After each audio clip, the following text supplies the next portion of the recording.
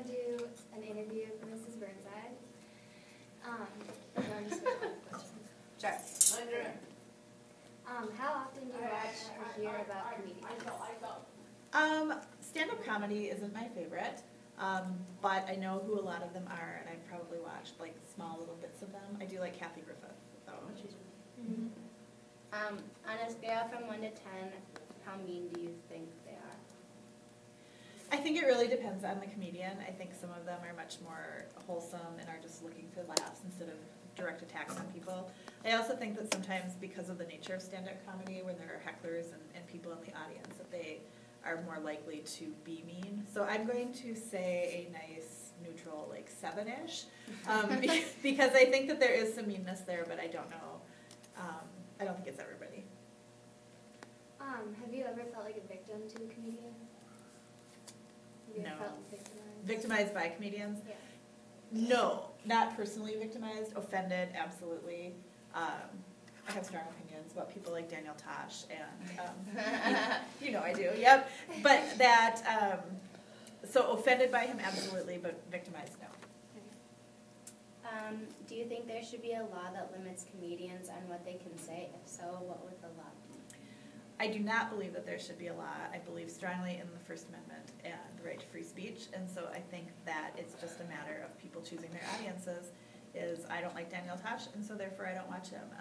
But I do like Kathy Griffith, and so I do watch her. I mean, it's like reading books. You know, there shouldn't be laws saying what can and can't be read in books. If you're offended by it, don't read it. That's my opinion. Do you know of anyone who's been a victim of a comedian? Personally, I do not. I know that there have been, friends or whatever that have gone to, have gone to shows or have like been heckled or whatever. But personally, I don't know anyone. Do you think that racist jokes or comments should be illegal or banned? Again, I think you're dancing on a fine line with the First Amendment there, and so banned, no. I wish sometimes that they would have better taste. For example, Daniel Tosh, I'm going to pick on him just totally here, but Tosh on one of his shows did like this whole 10-minute segment about how funny rape is, and I don't think rape is funny. I don't think there's any situation about when rape is funny. And it was, I mean, that was just like the line that's crossed. Like, I do think some of the things he does are funny, and I understand that his like humor is meant to appeal to a very juvenile sense of humor.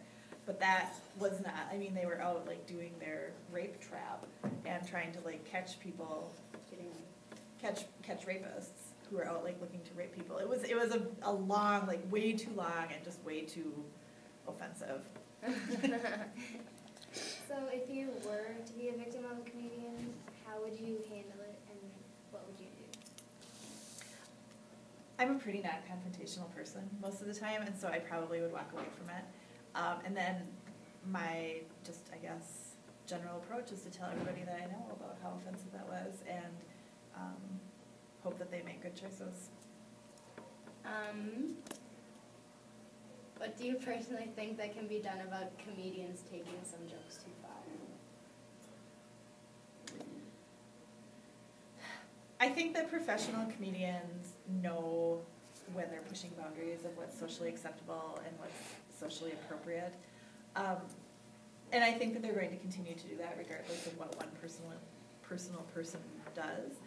I do think, though, that it's, I think they do a pretty good job, too, of saying, like, when a comedy show is going to be, explicit. Or, Kevin Smith, for example, who's in, like, the Clerks movies and the Jay and Silent Bob movies. He does a show, and it's very, like, apparent, like, what that's going to be like. I mean, and you go, and it's pretty much offensive on every single level. So personally, I don't know, like that, and again, because I don't think that there should be a law or a ban or anything, I don't know what personally can be done except for just to choose not to go if you don't want to. About how many times a day do you hear the phrase, "that's so gay" or "you're retarded"? Not so often in my classroom because I squash it pretty early on in the year, but I do hear it occasionally out in the hallways, and if it's somebody that I know or if it's said like directly in front of me, then I usually do like step in and say, knock that off. And the approach that I typically take, especially with "you're so gay," is to explain that they're using the word wrong, because as an English teacher I can kind of take that approach. But that's not how people are using it. And so if you say that's so gay, my response is often, no, I think what you're trying to say is that this is so stupid, because I don't actually think that you think that my book is happy or homosexual. I think you think it's stupid. And if that's what you're trying to say, then let's just say that. Let's call it what it is.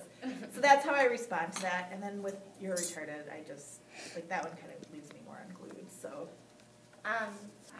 Do you think before you act? If so, how often? I would say that because of my job, I have to think before I act a lot of the time. I don't always do such a good job of it, like, all the time, I would say. So I would say, again, most of the time, I think before I act, but definitely not all. Alright. Okay, Most of the time. definitely, maybe most of the time. Thank you. Thanks, Emily.